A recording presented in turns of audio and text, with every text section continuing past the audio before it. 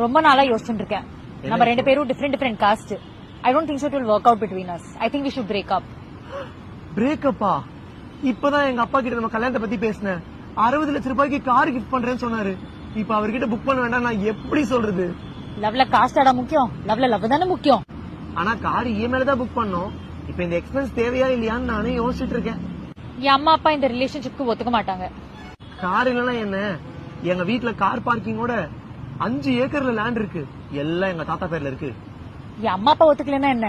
நம்ம ரெண்டு பேரும் தானே சேர்ந்து இருக்க போறோம். ஆனா ஒரே ப்ராப்பர்ட்டிக்கு 9 கேஸ் போட்டு வச்சிருக்காங்க. அந்த கேஸ் எல்லாம் முடிஞ்சு எங்க அப்பா பேருக்கு வரதுக்கு இந்த ஜென்மம் பத்தாது. என் அம்மா அப்பா அகைன்ஸ்ட் நான் கல்யாணம் பண்ண முடியாதுப்பா. அவதான் எனக்கு கஷ்டப்பட்டு வளர்த்திருக்காங்க. எங்க பூர்வீக சீடிலாம் என்ன, ஈசிஆர்ல 5 மாடியில மாளிகை மாதிரி வீடு கட்டுறதுக்கு பிளான் பண்ணிக்கிட்டு இருக்காரு. போல சூடியா போல கங்கனா பிளான் தான் பண்ணிட்டு இருக்காரு.